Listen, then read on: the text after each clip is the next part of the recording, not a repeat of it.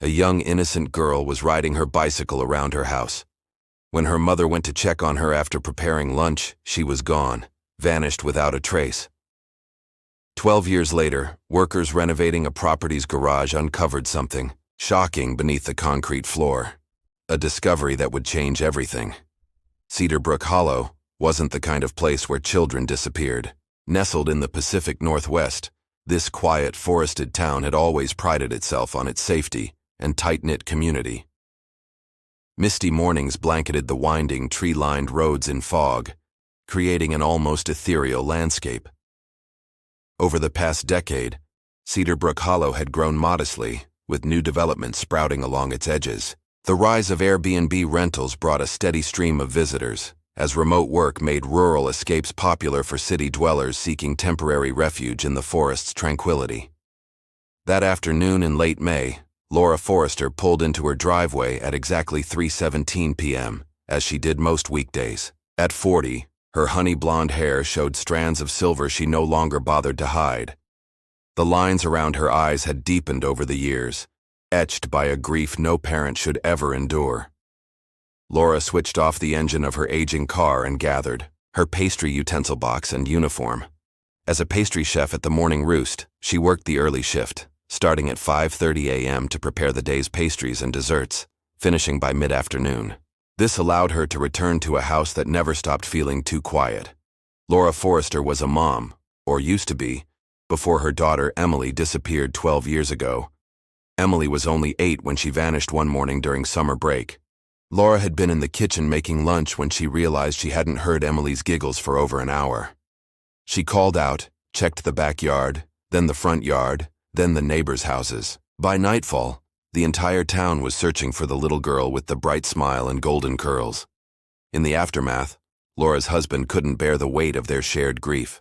He blamed Laura for not watching Emily closely enough, for being in the kitchen instead of outside with their daughter. 6 months after Emily's disappearance, he filed for divorce and moved to Seattle, leaving Laura alone with her guilt and a house full of memories. As Laura entered her home, she placed her pastry utensil box on the kitchen counter and hung her black and white checkered uniform on the back of a chair. The house was quiet, as always. She was about to head upstairs for a shower when her phone rang. The screen displayed a name she hadn't seen in years, Detective Dean Harland. Dean had been the lead investigator on Emily's case. In the early days, he called Laura daily with updates.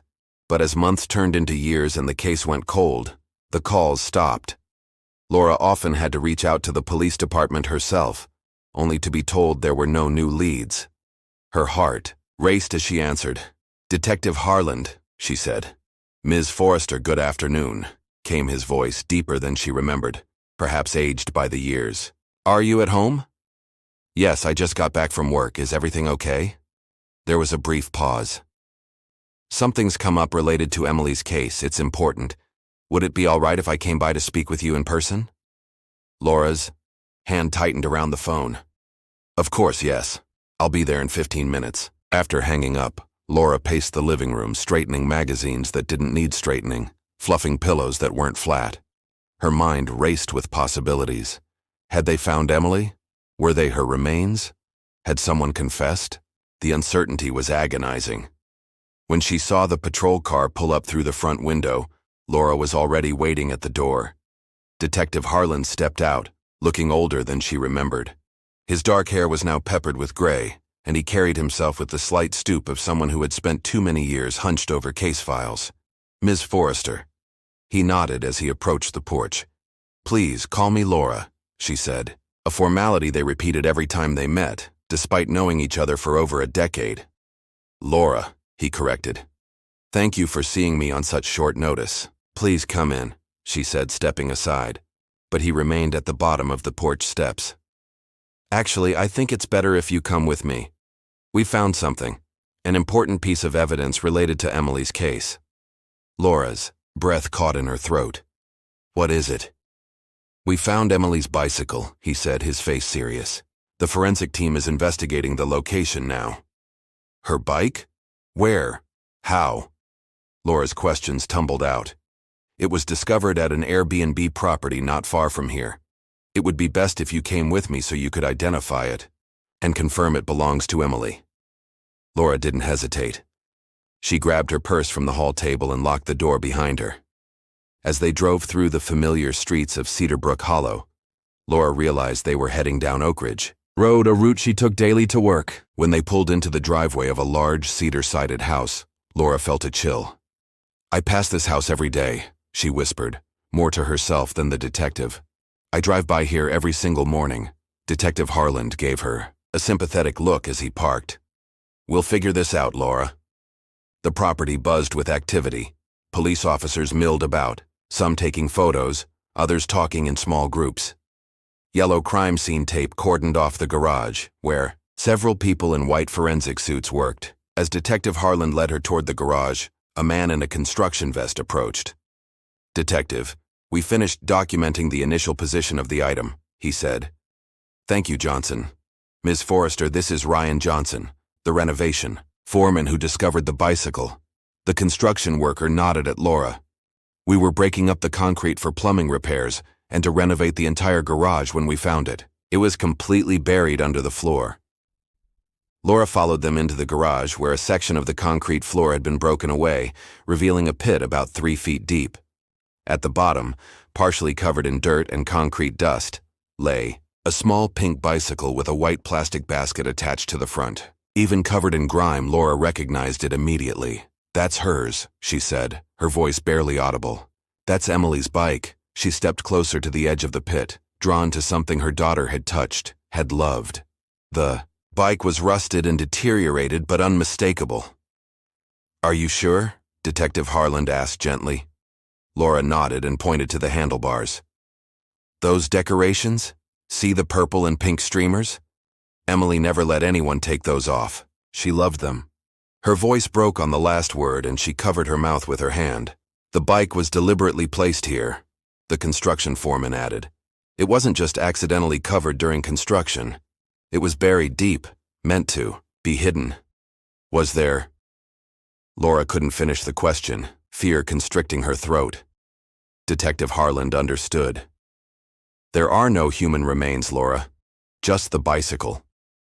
Laura nodded, relief mingling with the renewed grief of seeing her daughter's possession after so long. "Thank you for confirming this for us," Detective Harland said. "The forensic team will now extract the bicycle and analyze it for fingerprints and any traces of DNA. Though after 12 years underground, I'm not sure what they'll find." "Have you spoken to anyone about this? The owners or?" "We've contacted the property caretaker, a man named Ernest Mallerie. One of my officers went to pick him up about half an hour ago. We also have contact information for the last guests who stayed here. They checked out yesterday and live in Seattle. We're reaching out to them as well." Laura stared at the pink bicycle in the pit, the most tangible connection to her daughter in 12 years. For the first time in a long time, she felt something, beyond the dull ache of loss, a spark of hope. Laura felt rooted to the spot as she watched the forensic team work. She took several photos of the bike with her phone, careful not to disrupt the investigation. The forensic officers were meticulous, documenting every angle before preparing to remove the bicycle from its concrete tomb. "We'll treat this with the utmost care," a female forensic officer assured Laura, noticing her anxious gaze. "Every detail matters." As they continued, the sound of tires on gravel announced another police vehicle. Through the garage's open door, Laura saw 2 uniformed officers escorting an older man toward the house. He appeared to be in his late 50s, with thinning gray hair and a weathered face. His posture was slightly stooped, and he walked with the careful steps of someone trying to appear smaller than he was. "That's Ernest Mallerie, the property caretaker," Detective Harland said, following Laura's gaze. "Let's hear what he has to say." They walked outside to where the officers had brought the man to stand near the patrol car. Up close, Ernest Mallerie looked even more weathered, with deep creases around his mouth and eyes that darted nervously between the detective and Laura. "Mr. Mallerie," Detective Harland began, "I'm Detective Dean Harland, lead investigator, in the Emily Forrester disappearance case.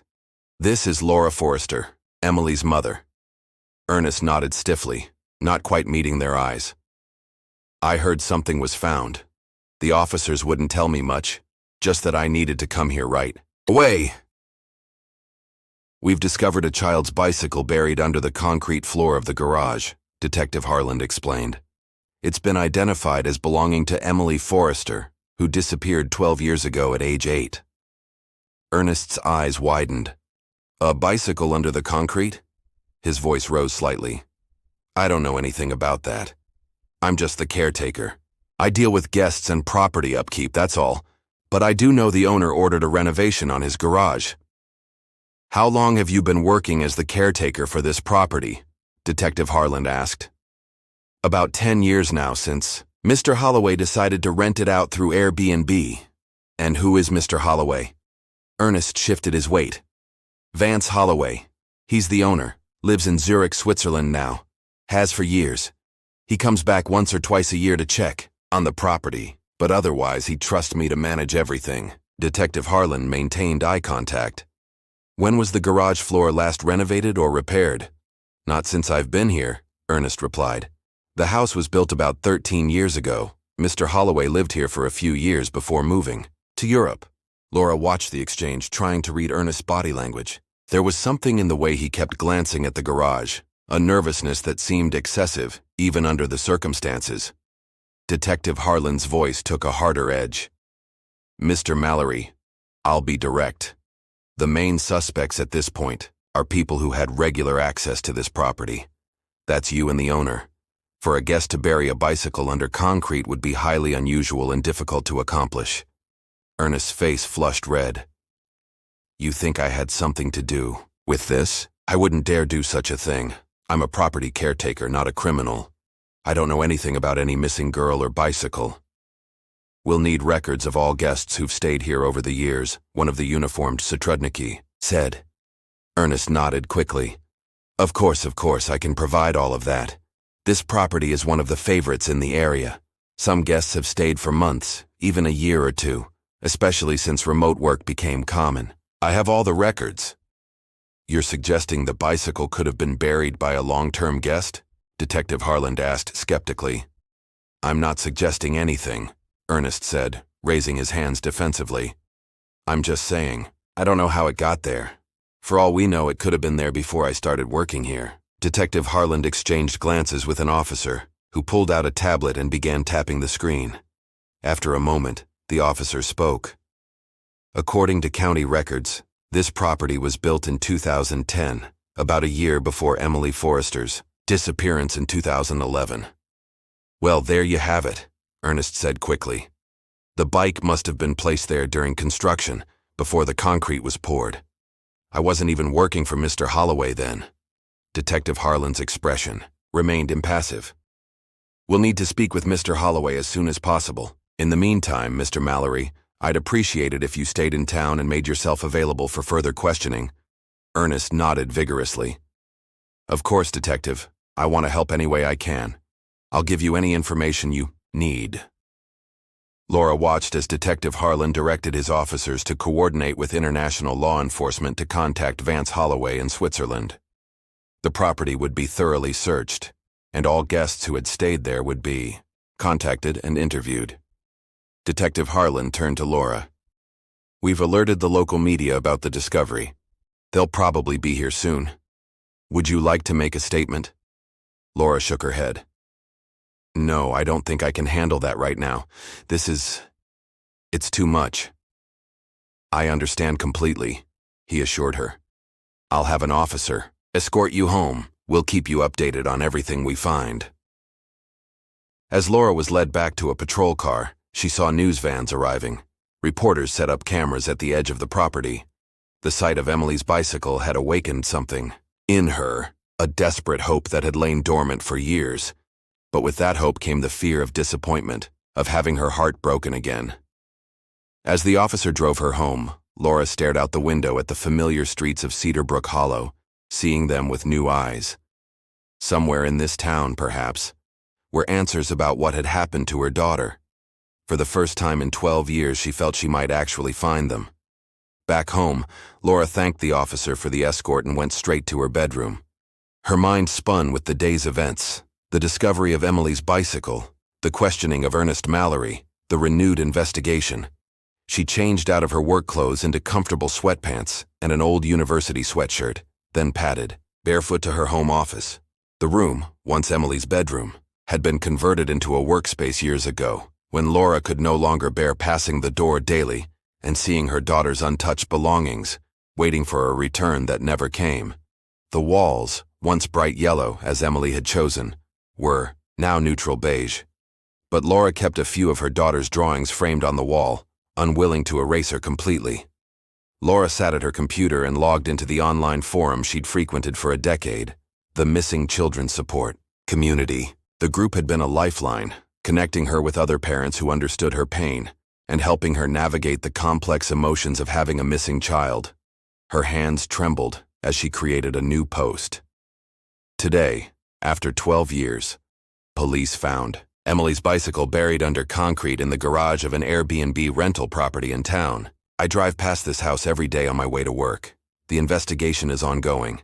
I'm feeling overwhelmed with emotion, but wanted to update all of you who have supported me for so long. This could be the break we've been waiting for.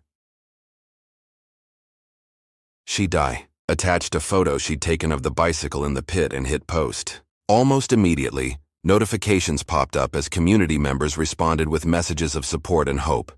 As Laura scrolled through the replies, a private message notification appeared. Expecting a note from a moderator or a longtime member, she clicked on it and gasped in shock and horror. The message contained a photo she recognized, one she'd shared on the forum years ago of Emily riding her pink bicycle in front of their house. But this version had been grotesquely altered. Emily's smiling face was replaced with a dead pig's head, crudely photoshopped onto her daughter's body. "Oh my God," Laura whispered, her hand covering her mouth. Below the disturbing image was a short video clip. With trembling fingers, Laura hit play, immediately regretting it. The grainy, poorly lit footage showed someone chopping a pig's head, then wrapping it in transparent plastic wrap. Clear enough to be deeply disturbing, it was accompanied by a message. "Your daughter's as dead as this pig. Just accept it and live with it." Laura felt bile rise in her throat. She slammed her laptop shut and rushed to the bathroom, barely making it before vomiting into the toilet.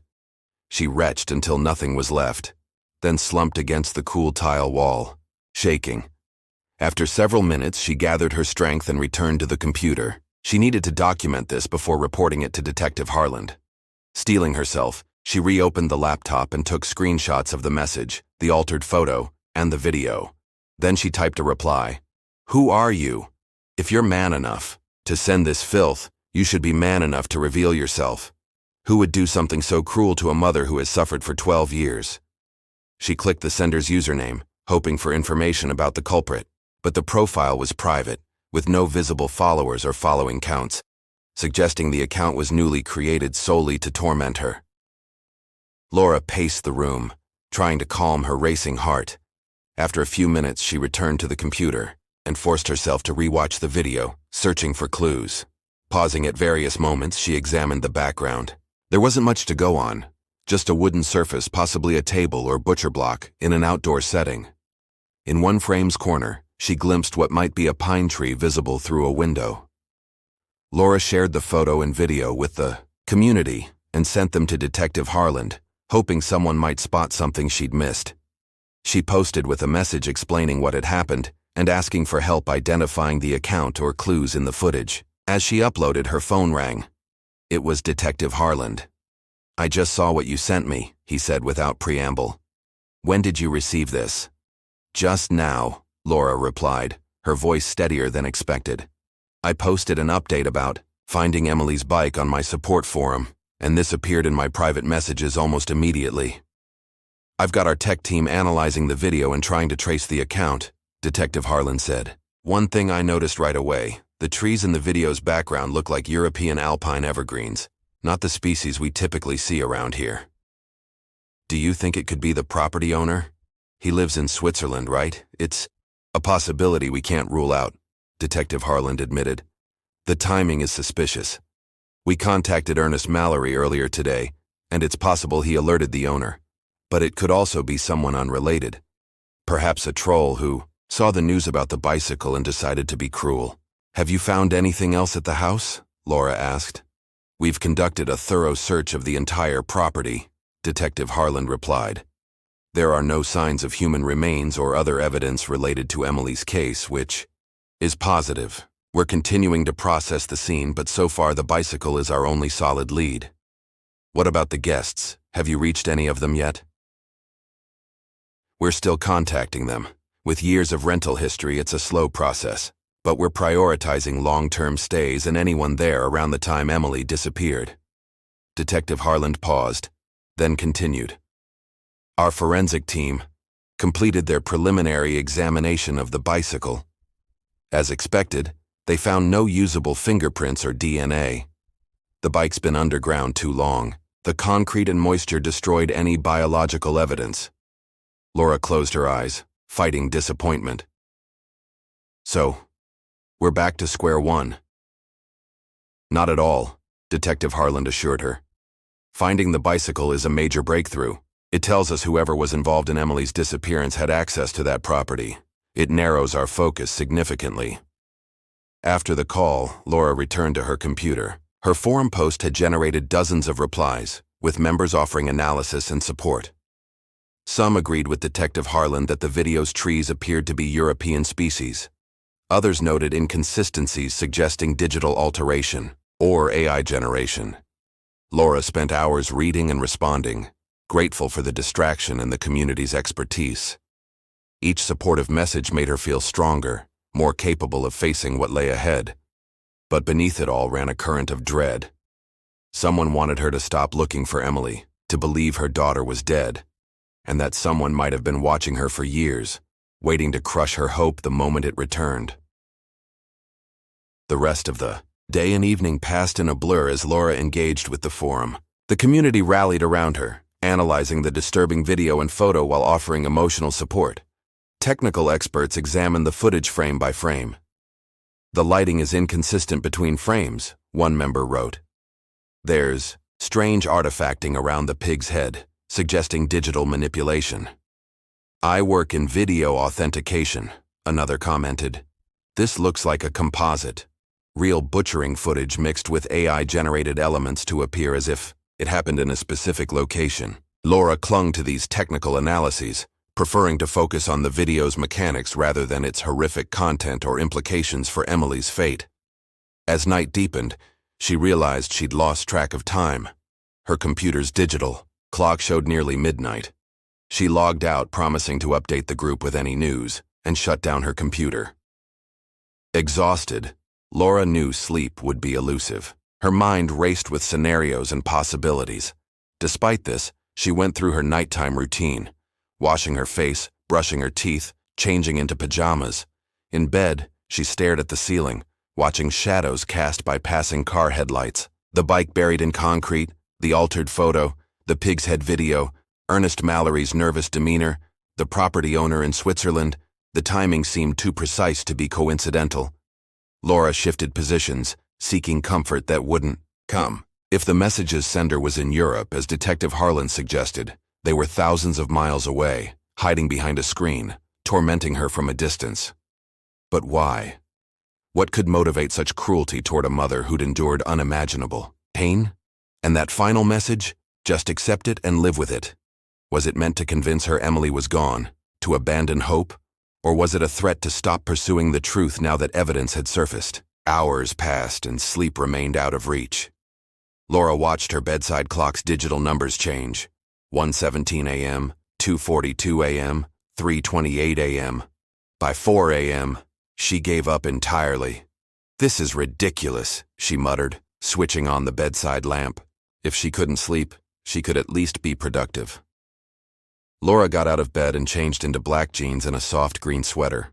She gathered her pastry utensil box, chef's uniform, and purse.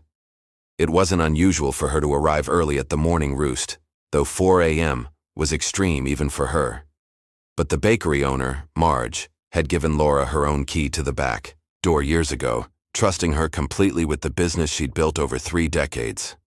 The ovens don't care what time it is, Marge had said, and neither do I, as long as the pastries are good. The bakery had become Laura's sanctuary after Emily's disappearance. There was something therapeutic about precise measurements, kneading dough, and the transformative magic of heat turning simple ingredients into something beautiful. In the kitchen, Laura could create something tangible, bringing joy to others when she'd been unable to protect what mattered most. She loaded her supplies into her car and backed out of the driveway. Cedarbrook Hollow's streets were deserted. At this hour, illuminated only by occasional streetlights and the faint glow of dawn lightening the eastern sky. Laura drove slowly, her mind still processing the previous day. Perhaps by the end of her shift, Detective Harland would have news. Maybe they'd identify the sender of that horrible message or find overlooked evidence on the bicycle. As Laura followed her familiar route to the bakery, her headlights swept over the empty road. The town was silent, most residents hours from waking. She navigated the winding street toward downtown, slowing automatically as she approached the curve near the Airbnb house where Emily's bicycle was found. Something caught her eye, a light visible through the trees coming from one of the house's windows. Laura frowned.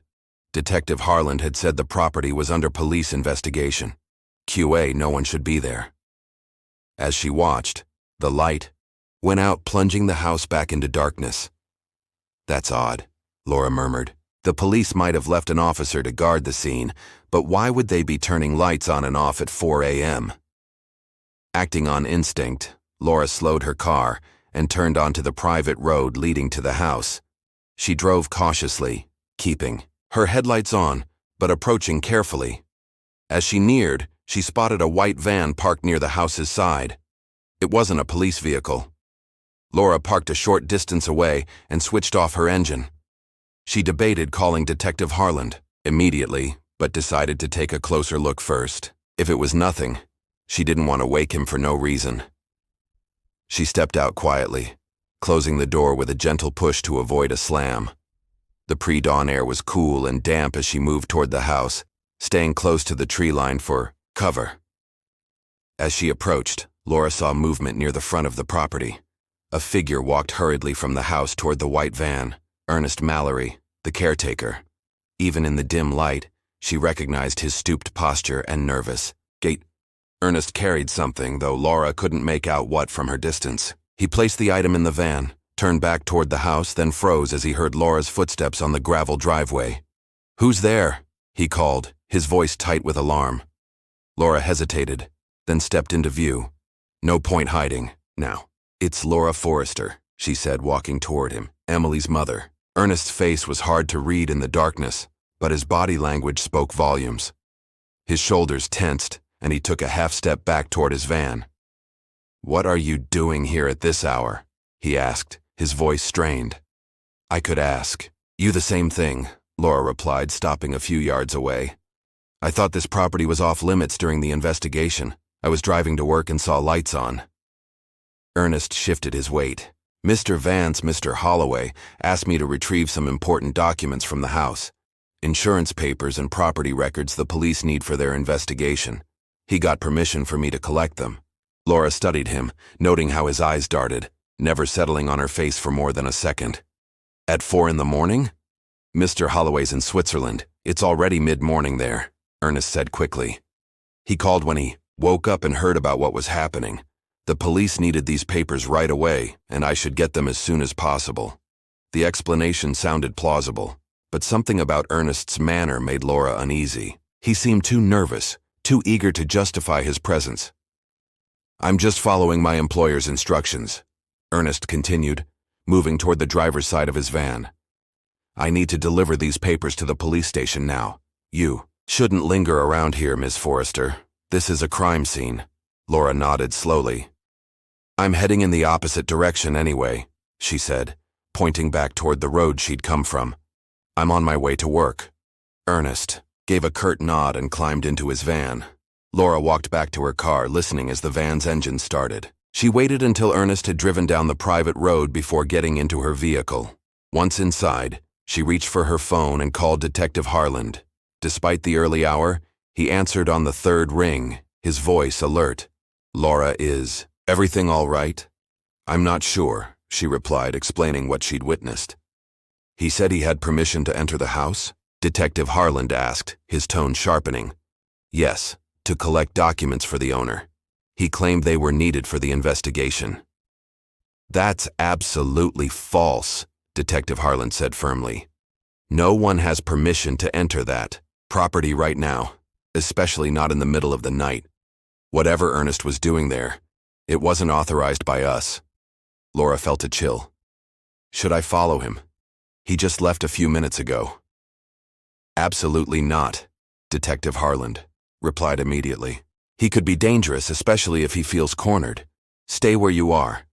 I'm sending officers to your location now, and I'll dispatch others to look for Ernest's van. I'm actually not at the house anymore, Laura explained. I'm in my car on the main road. Ernest has already left. Which direction did he go? West on Cedar Ridge Road. Stay where you are, Laura, or go back. We'll handle this. We'll find him. Laura agreed and ended the call. She sat in her car, engine running, thoughts racing. What was Ernest really doing at the house? What had he taken? And why at this hour, when he thought no one would see? The answer hit her with sudden clarity. He was removing evidence, something tying him to Emily's disappearance, something he couldn't risk the police finding. Laura's hands tightened on the steering wheel. She'd promised Detective Harland she wouldn't follow Ernest, but something inside her, the mother who'd lost 12 years searching for answers, couldn't just drive away, not when the truth might be so close. She put her car in drive and turned west onto Cedar Ridge Road, following Ernest's path. She'd keep her distance, she told herself. She wouldn't confront him. She'd just see where he was going. And this road could also lead to the morning roost. Laura drove west on Cedar Ridge Road, keeping a careful eye out for Ernest's white van. The road wound through a dense forest with few houses and even fewer streetlights. In the pre-dawn darkness, she relied heavily on her headlights to navigate the curves and dips. She wasn't trying to catch up to Ernest. She preferred a safe distance. Her goal was to discover where he was going, what he was doing with whatever he'd taken. Checking her GPS, Laura confirmed she was on the right path. Cedar Ridge Road was a straight shot for several miles, though it twisted through the forest terrain. According to the map, continuing would eventually connect to Hillside Avenue, leading back to town near the morning roost. This realization comforted her. She wasn't going too far out of her way and could still make it to work on time if the detour wasn't too long. After about 10 minutes, Laura worried she'd missed Ernest's van, or that he'd turned onto a side road she hadn't noticed. But just as she considered turning around, she spotted a white van parked on the shoulder ahead, partially hidden by trees. She slowed immediately, pulled over further back, and turned off her headlights to avoid detection. From this distance, she could just make out the van's outline in the growing dawn light. Uncertain of her next move, Laura rolled down her window, hoping to catch any sounds that might hint at Ernest's actions. As the window lowered, a faint smell reached her. Smoke, acrid and chemical, not the pleasant aroma of a campfire. Peering through the trees, she saw thin wisps of black smoke rising from the forest near Ernest's van. He was burning something. Laura weighed her options. Should she call Detective Harland now? But what could she tell him? That Ernest had pulled over and might be burning something in the woods. It wasn't much to go on. By the time police arrived, Ernest could be gone. As she deliberated, she saw movement by the van. Ernest emerged from the trees carrying a metal barrel, a burn barrel, the kind used for safely containing fires when burning yard waste. His movements were hurried, anxious, and he kept glancing around, clearly worried about being seen. Laura sank lower in her seat, though she was far enough away and concealed by trees that Ernest showed no sign of spotting her. Once the barrel was secured in the van, he got into the driver's seat and started the engine. Laura watched as his headlights came on and he pulled back onto the road, continuing west. She waited until Ernest's van disappeared around a bend, before restarting her car and following, maintaining a greater distance. She tried calling Detective Harland again, but the signal was weak, showing only one bar. When he answered, his voice was broken and staticky. "Laura, hear you." "Where?" "Ernest. Stopped in the woods," Laura said loudly, hoping the signal would improve. "He was burning something in a barrel. Now he's driving west on Cedar Ridge Road again. Don't follow, dangerous, police coming. I can't hear you clearly, Laura replied. I'll try to call again when I have better signal. She ended the call, frustrated by the poor connection but determined to keep Ernest in sight. Whatever he was doing, it was suspicious enough to do secretly in the early morning, and given the timing, just hours after Emily's bicycle was found, Laura couldn't help but think it was related to her daughter's case. The road wound through the forest for several more miles before Laura noticed Ernest's van slowing ahead. He turned onto a narrow side road she might have missed if she hadn't been watching closely. She drove past the turn, then pulled over when out of sight. Checking her GPS, she saw the side road led to Whispering Pines Lane, a cul-de-sac with a handful of homes set far apart. This must be where Ernest lived. Laura waited a few minutes, then slowly drove back to the turn. She took it carefully, keeping her headlights dim and moving slowly to minimize noise. The lane was narrow, densely forested on both sides, providing good cover. After about a quarter mile, the trees thinned, revealing a clearing with several houses set back from the road. Laura parked at the forest's edge, where her car would be less noticeable, and used her phone's camera to zoom in. Ernest's van was parked in front of a modest single-story home with weathered blue siding. She watched as he unloaded the burn barrel and carried it to the side of the house, disappearing temporarily. When Ernest returned, Laura was surprised to see him wheeling what appeared to be a cart or trolley, distinctly red. A fire trolley, she realized, the kind used to transport items in industrial facilities or warehouses. Ernest parked the trolley beside the van, its door already open, and hefted something heavy from the trolley into the vehicle. Then he wheeled the trolley back into the house. He was gone for a while, leaving Laura wondering what required such equipment. She checked her phone, hoping the signal had improved, but it still showed one bar. She tried calling Detective Harland anyway. "Detective, I'm on Whispering Pines Lane," she said as soon as he answered, speaking clearly. "Ernest lives here. He's brought the burn barrel to his house, and now he has some kind of red trolley. I think he's moving something heavy." This time, the detective's voice was clearer. "Laura, listen to me. This is extremely dangerous. I need you to leave that area immediately. Our officers are on their way, but it'll take time to reach that location. Do not approach Ernest or his property." "I won't," Laura promised. "I'm staying in my car, well hidden." "I understand," Detective Harland said, his tone softening. "But your safety is paramount. Please start driving back toward town now. We'll handle Ernest." Laura hesitated, torn between her desire to see what Ernest was doing and the potential danger. "All right," she said finally. "I'm leaving now." But as she prepared to start her car, Ernest emerged from his house, pushing the fire trolley toward his van. Laura kept her gaze fixed on his house, watching as he struggled with the trolley. He seemed to be unloading something heavy into the vehicle, his movements labored. From her vantage point, Laura couldn't make out what he was handling. Once finished, leaving the van's rear doors open, Ernest pushed the empty trolley back toward the house. Laura snapped several photos with her phone, zooming in as much as the device allowed. The images were grainy in the dim morning light, but might provide evidence later. Why would he be moving heavy items at this hour? She wondered aloud, especially right after the police found Emily's bicycle. After several minutes, Ernest appeared again, pushing the trolley toward his van. For the third time, like before, he struggled to transfer whatever was on it into the vehicle. This is the third trip, Laura thought. Once completed, he loaded the trolley itself into the van before closing the doors. He walked to the driver's side and climbed, and Laura checked her phone signal and called Detective Harland, keeping her voice low despite the distance. "Ernest is loading something from his house into his van using a fire trolley," she reported as soon as he answered. "He's made one trip already and has gone back inside for more." "Where exactly are you now?" Detective Harland asked, his voice tense. "Still on Whispering Pines Lane, parked at the edge of the trees. I'm a good distance from his house. He can't see me, but he's getting in the van. I think he's about to leave." "Our officers are still several minutes out," Detective Harland responded. "Can you see which direction he's heading without being spotted?" "Yes, there's only one road out of this cul-de-sac. He'll have to pass by me to leave." Laura. watched as Ernest started his van and drove slowly down the lane toward the main road. She ducked down in her seat as the van approached, not wanting to be seen.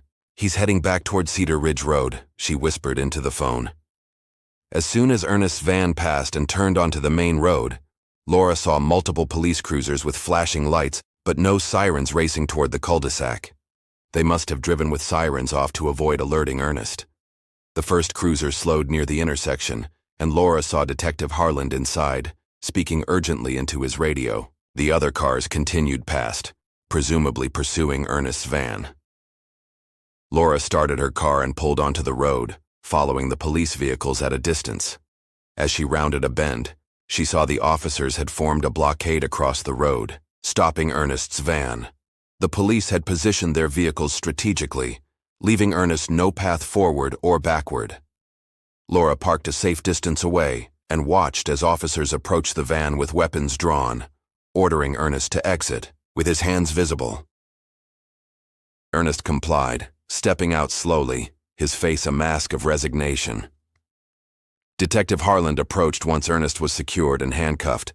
2 officers stayed with the suspect while others moved to the van's rear. With gloved hands, they opened the back doors. Laura couldn't see inside from her position, but she saw the officers' reactions. Shock, followed by urgent activity. Detective Harland spoke rapidly into his radio, and within minutes, an ambulance arrived, its lights flashing, against the trees. Unable to contain her curiosity and concern, Laura got out of her car and walked toward the scene. A uniformed officer moved to intercept her, but Detective Harland saw her and waved her through. "What did you find?" Laura asked as she approached.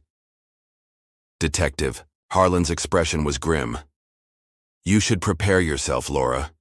This is difficult." He led her to the back of the van, where officers were carefully removing what appeared to be black body bags. There were 3, each containing a human form. "They're alive," Detective Harland said quickly, seeing the horror on Laura's face. "All 3 of them. They appear to be heavily sedated, but they're breathing." Laura stared at the body bags, her mind struggling to process the sight. Is one of them Emily?" she whispered. Before Detective Harland could answer, a medical technician carefully unzipped the first bag, revealing a young woman with pale blonde hair. Though her features were those of an adult, not the 8-year-old Laura remembered, there was no mistaking her daughter's face. "Emily," Laura breathed, her legs nearly giving way. Detective Harland caught her arm, steadying her. "We need to get them to the hospital immediately," a paramedic called out. "They're stable, but heavily drugged." Laura watched in stunned silence as the medical team transferred the 3 body bags to stretchers and loaded them into the ambulance. Emily and 2 other young women, all unconscious but alive. Across the road, Ernest stood in handcuffs between 2 officers. When he saw Laura looking at him, his face contorted with rage. "You should have accepted it," he shouted. "She's dead to me, and she would have been to you too if you hadn't interfered." Laura took a step toward him, anger surging. "How could you?" she demanded. "How could you take her from me? She was just a child." Ernest spat on the ground, his eyes blazing with twisted hatred. "You should have just lived with it," he snarled. "That's enough," Detective Harland interrupted, nodding to the officers to take Ernest away. They led him to a police cruiser and placed him in the back seat. "I recognize that line," Laura said, her voice shaking. "It's the same message I received online. Your daughter's as dead as this. Tig, just accept and live with it. It was him, he sent that horrible message in video. We'll add that to the charges," Detective Harland assured her. "Right now the priority is getting those women medical attention. Would you like to ride in the ambulance with Emily?" Laura nodded, unable to speak through the tightness in her throat. After 12 years of searching, of hoping against hope, her daughter was alive. Changed, grown, traumatized beyond imagining, but alive. As she climbed into the ambulance beside Emily's stretcher, Laura gently took her daughter's hand. It was larger than she remembered, the fingers longer, the nails neatly trimmed but unpolished. This wasn't the hand of the 8-year-old who'd ridden away on her pink bicycle, but of a young woman who'd endured unimaginable horrors. "I'm here, Emily," Laura whispered, squeezing gently. "I never stopped looking for you. I never gave up." As the ambulance doors closed and the vehicle began to move, Laura held tight to her daughter's hand, vowing never to let go again. The ambulance raced through Cedarbrook Hollow's morning streets, its siren cutting through the quiet dawn. Laura sat beside Emily's stretcher, holding her hand and studying her face. A face that had matured from the round-cheeked child in her memories to a young woman of 20. Emily's features were peaceful in unconsciousness, her breathing steady. The paramedic assured Laura that her vital signs were stable, though they wouldn't know her full condition until the hospital conducted a proper evaluation. "How long will she be unconscious?" Laura asked the paramedic monitoring Emily's vitals. "Hard to say without knowing exactly what she was given," the paramedic replied. "But judging by her reactions to stimuli, I'd expect her to start coming around within a few hours once the drugs wear off." The ambulance pulled into Cedarbrook Memorial Hospital's emergency entrance, where a medical team waited. The doors swung open, and Emily's stretcher was quickly unloaded and wheeled into the building, Laura following close behind. "We'll take her to Trauma Room 2, a doctor in blue scrubs directed. "The other 2 victims are in rooms 1 and 3. Laura listened as the paramedic briefed the hospital staff on Emily's condition, relaying vitals and observations from transport. The medical team worked efficiently, transferring Emily to a hospital bed and connecting her to monitors displaying her heart rate, blood pressure, and oxygen levels.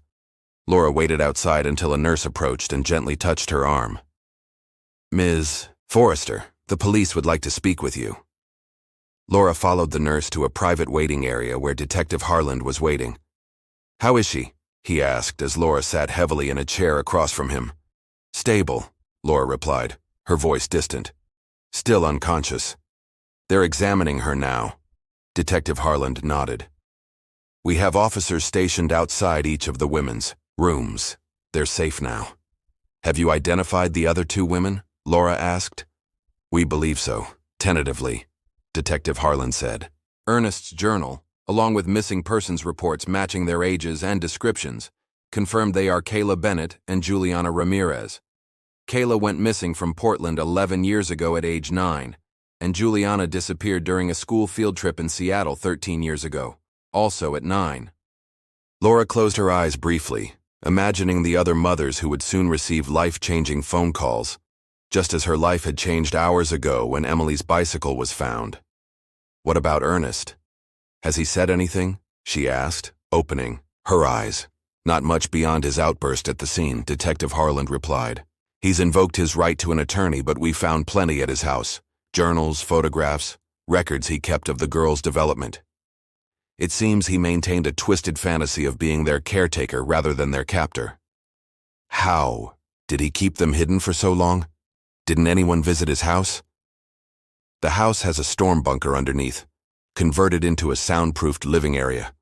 From what we can tell, he kept them there most of the time, especially when he had visitors, which was rare. He's something of a recluse." Laura shuddered at the thought of Emily and the other girls living underground for years, hidden in a bunker beneath their abductor's house. "We also found his laptop," Detective Harland continued.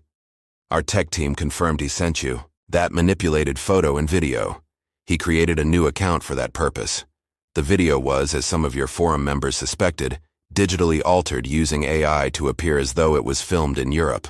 To throw suspicion on the property owner," Laura realized. "Exactly. He was trying to shift focus away from himself.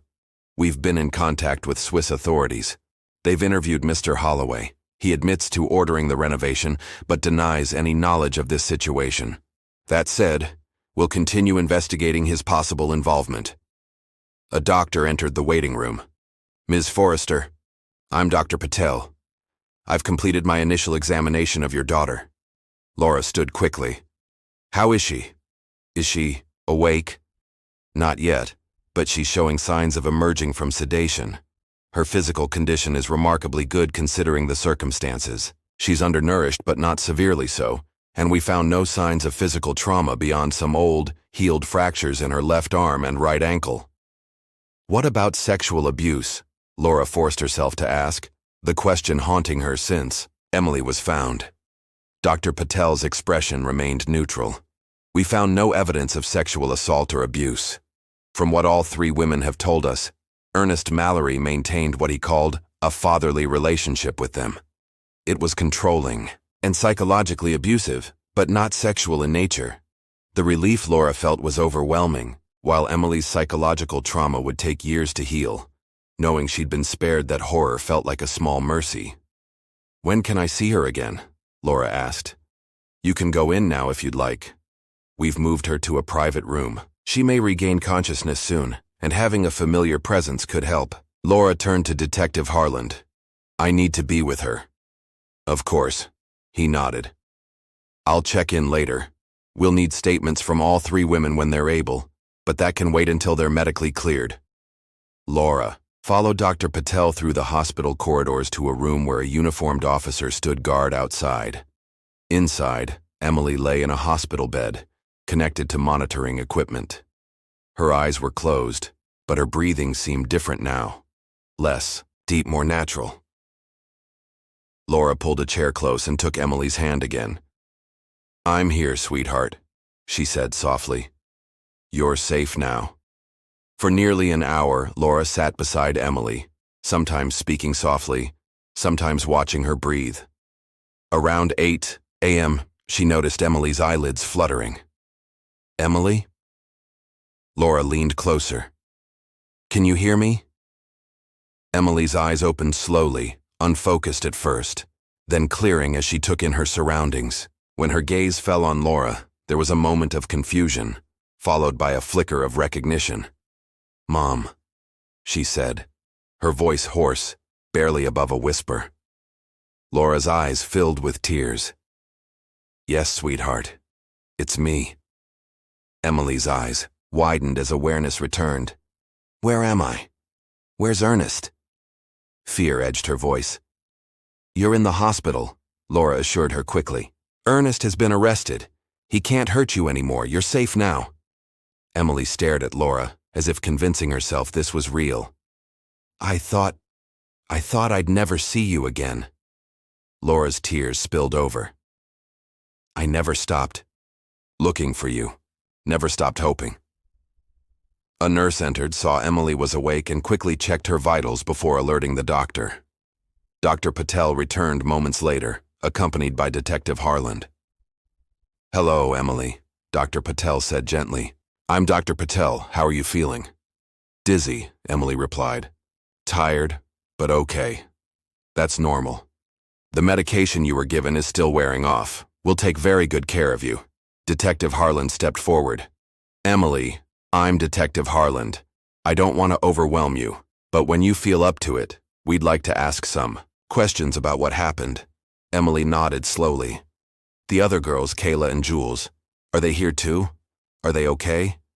"Yes, they're both here, and they're safe," Detective Harland assured her. "They're still unconscious, but the doctors expect them to recover just like you." Emily relaxed slightly. "Good. I promised I'd keep them safe." Laura squeezed her daughter's hand. "You did, sweetheart. You all kept each other safe, and now you're home." Dr. Patel gently intervened. "Emily needs rest, but if she feels up to answering a few questions first, that might help the investigation." Emily nodded. "I want to help. I want him to stay locked up forever." "Can you tell us how Ernest took you?" Detective Harland asked, pulling out a notebook. Emily's gaze grew distant as she recalled that day 12 years ago. "I was riding my bike around our house.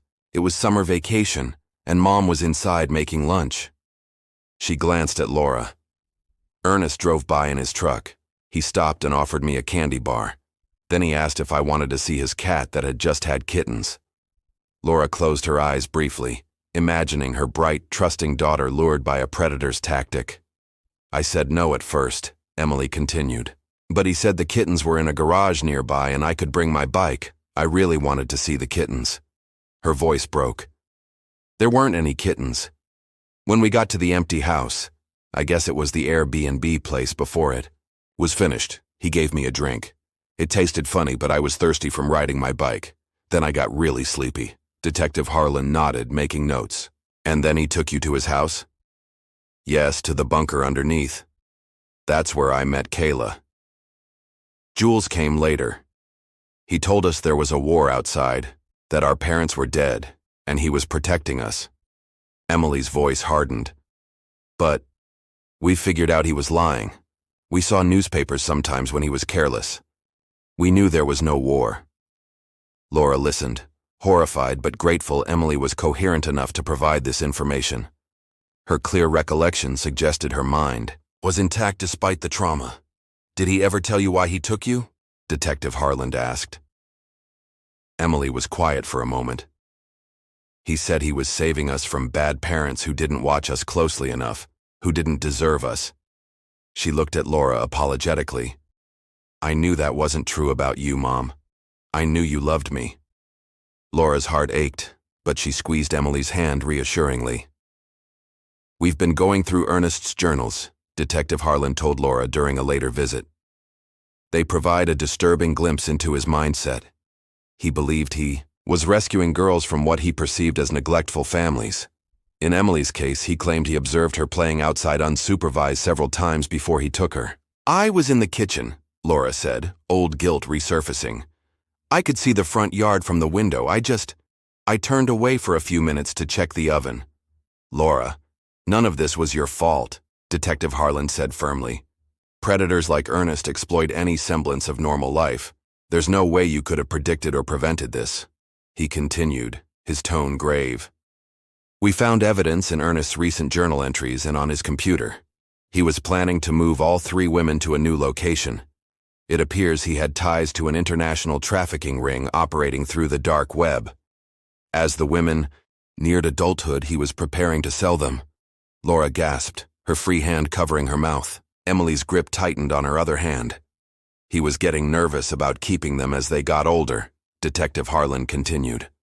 More difficult to control, more likely to resist or escape. According to the entries, he was planning to drug and transport them this week. If you hadn't spotted him at the Airbnb property that night, Laura, and followed him. He didn't need to finish. If Laura hadn't been unable to sleep, hadn't gone to work early, hadn't noticed the light in the house and investigated, Emily and the other women might have disappeared again, perhaps forever. Detective Harland nodded grimly. I'm sorry, Emily, but you're safe now, and what you've told us is helping dismantle this entire operation. You're helping save other potential victims. Emily sat up straighter in her hospital bed, her jaw set with a determination that reminded Laura of the stubborn 8-year-old she'd been. Good. I want to help. I want to do whatever I can to make sure no one else goes through what we did. Laura felt pride at her daughter's strength and compassion, even after all she'd endured. There's one more thing, Detective Harland said. We've confirmed through Ernest's records and Mr. Holloway's testimony that Ernest was involved in the Airbnb property's construction before he became its caretaker. He knew Mr. Holloway from a previous job and helped design the house.